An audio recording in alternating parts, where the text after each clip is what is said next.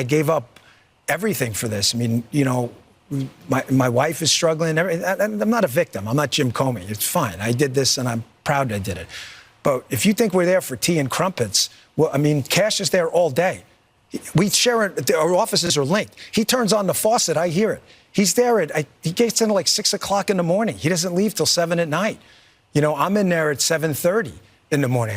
You know, he uses the gym. I work out in my apartment. But I stare at these four walls all day in D.C., you know, by myself, divorced from my wife. Not divorced, but I mean separated, divorced. And it's hard. I mean, you know, we love each other, and it's hard to be apart. But you're doing some great work. You're straightening out the FBI. You're moving buildings. There's a lot of change. Before we get into specifics, what did you think the job was going to be like? What is it like? You know, the biggest lifestyle change for me has been family-wise. I mean, we already went through this with my time in the Secret Service. But, you know, when the president called and asked if I would take the job, you know, you can't tell your audience for years, go out and do stuff, talk is cheap. And then when the opportunity comes to do stuff, I didn't mean me, you know, I meant you.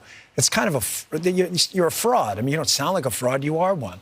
So it was a lot. It's been tough on the family.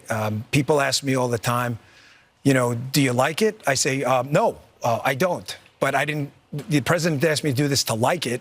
You know, nobody likes going into an organization like that and having to change things and make big, bold changes.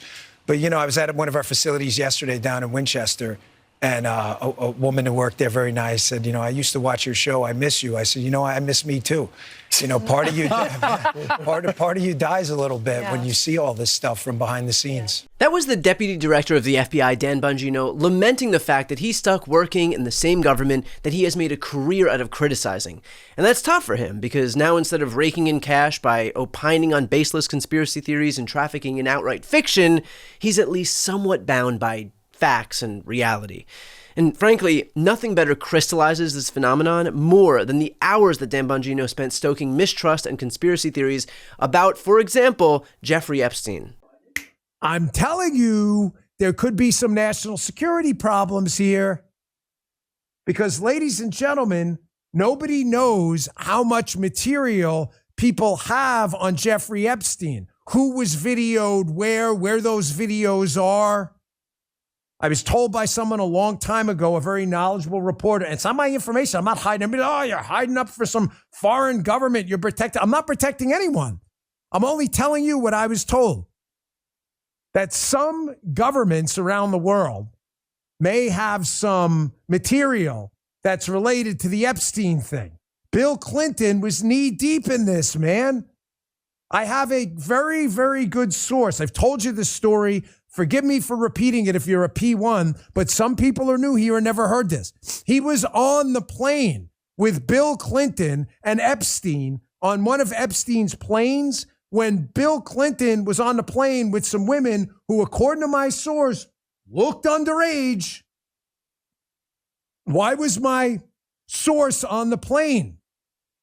Dan, you know people who hung out with Jeffrey Epstein? No, I don't. He was working. Right? It's unbelievable. The guy killed himself, and now nobody's going to know. My buddy was on the plane and was very uncomfortable. He didn't see anything directly, but there was like apparently some area in the back of the plane where everybody went to go, whatever, do their thing. My friend's not comfortable with it. They land, and he's like to the guy who's running the show, if you know what I mean, I ain't going to be part of whatever's going on this plane. And the guy who's running the whole thing says, well, you need to go home. Get off my plane. That's the Air Force One thing, too. It's kind of like a similar story. And he says, you need to go home. So they send him home. But he saw Clinton on the plane with Epstein in the little area with people he thought didn't look of age. I've told this story 1,000 times, and it's amazing how, because it's the Dan Bongino show where we've been right about just about everything, everyone in the media ignores it, even though this source is still out there. Anyone can talk to him. Says, you know, Epstein's an intelligence asset for people in the Middle East, right? I'm like, no, I didn't know that. I'm like, you sure that? I'm absolutely sure of that he's either a witting or unwitting asset, intelligence asset. There's a big assumption out there that these videotapes were exclusively in the custody of Epstein. That's a huge mistake. The reason they wanted this story to go away is because there's an assumption like, oh yeah, Epstein had him. No, he wasn't the only one who had him, according to this source. These assets, that's why this blackmail story makes so much sense. Which Middle Eastern countries they are, I don't know. Epstein was either a witting or unwitting intelligence asset, and they may have had his plane wired up. And now, here's Dan Bongino trying to placate the very audience that he radicalized. You said Jeffrey Epstein committed suicide.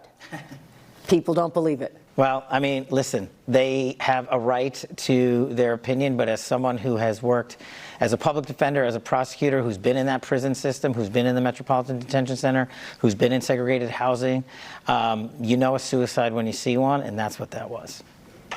He killed himself.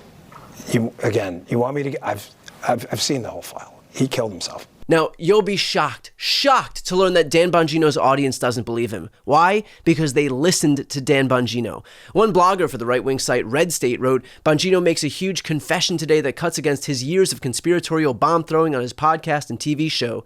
He concedes that in the investigation of the 2 assassination attempts, there is not a there in terms of some truths being hidden. He says, if there was a there, then we would have told you. Social media influencer Bongino always claimed there was a there, and there were conspiracies in the government, the deep state, to keep them covered up. But in the interview today, he says in the discussion of the 2 assassination attempts that there simply isn't much more to know than that which has already been made public.